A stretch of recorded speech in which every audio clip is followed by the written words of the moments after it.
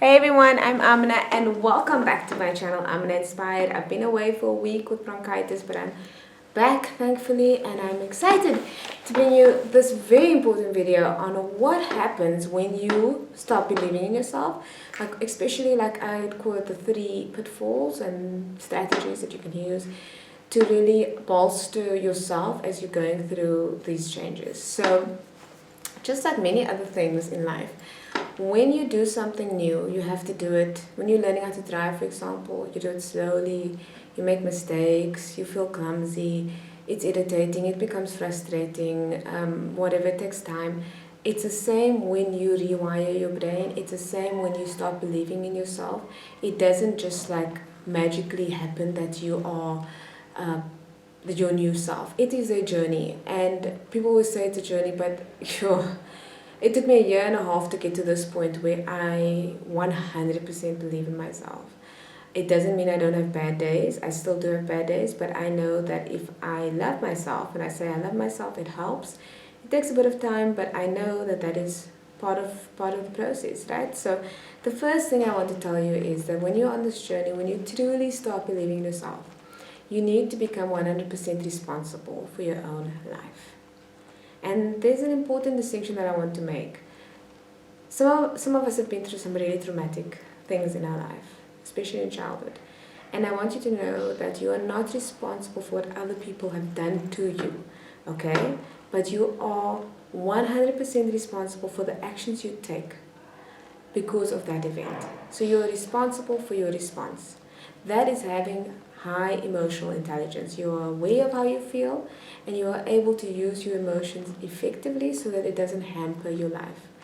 Okay, so for example, if somebody broke your heart, and for the next 5 to 10 years you have a really hard time getting into another relationship because you feel like your heart's going to be hurt, and you were in pain before and all of these things, that means that the person and that event still controls you and you don't have control of your life.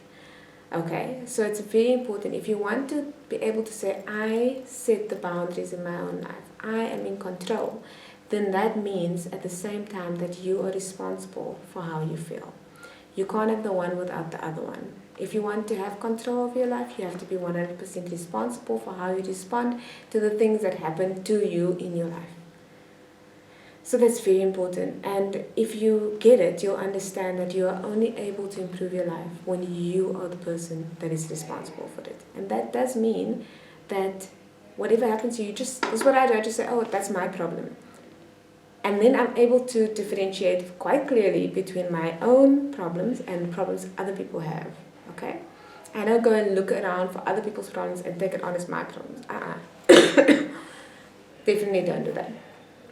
So the second thing I want you to know is, please, your brain has been keeping you alive for however many years, however old you are, that's how many years.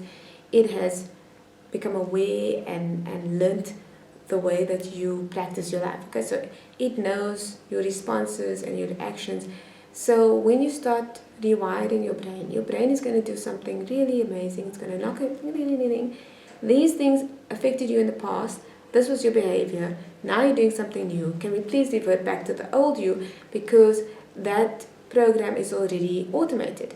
So this is why it feels easy to be negative and to go on a downward spiral, because your brain is like, okay, we know that. Something bad happens, you overeat, you feel worse, you start talking negatively towards yourself and at yourself, and then you eat a lot of food. So for example, if that's the pattern, it's not healthy, but it is familiar. And so your brain will be like, can't we just do that again? Because that I know how to do.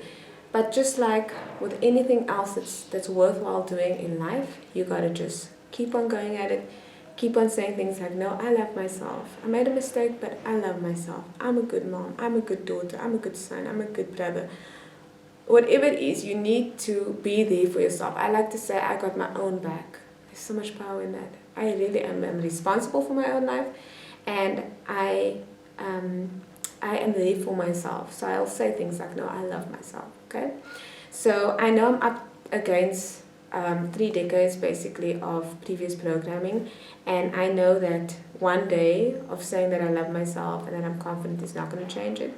And that is why with you, and you are welcome to join me on this journey, I send out inspirational messages from Monday to Friday, because I want to keep people on track as far as I humanly can, and it's up to them to process it and hopefully receive the message and realize that their goals matter. Okay. So the second one is you are up against years of previous programming, and you got to love yourself enough to go through the process and to reassure yourself that it's going to be okay and this is just a new way of living. Now the third one is probably the most heart-wrenching, and that is that as you become the person that you know you're always meant to be, people that are new, strangers, are going to support you, surprisingly. It's the people that know you the longest and have loved you the most that is going to push back against this. And this is something that nobody tells you when you start on your journey. And at first, everyone's excited for you, but remember, other people know the old you, the shadow of a human being that you were before, and they loved you like that. But now that you are becoming whole, there's just so much more to you, and other people might think that this is not real and what they had before was real. So I have to tell you this. You have to believe in yourself, rewire your brain, be responsible for yourself, so that when loved ones with the most beautiful intentions come to you and say, you know what, this is not like you, or I don't think this is really what you want, you need to be able to have the confidence and with love and reassurance tell them, this is me, I love myself, and there's just more of me to love now. And you get to know who I really am and what my interests are. And those people that really love you will be there for you. And they will, might take a while, but they'll come around. And those that don't, well, that's okay. That's their right not to love you completely. Just think about that for a second. There's no reason why anybody has to love you, but you have to love yourself. And then you open yourself up to the right kind of healthy, loving relationships. So I want to end with a quote which I find so freeing. I've mentioned this before. Whether somebody loves you or whether somebody hates you, it has nothing to do with you. So you are just a mirror to other people's emotions. And if they love you, sweet. But what if they withdraw that love tomorrow? Does that mean that you don't exist or that you're not important? No.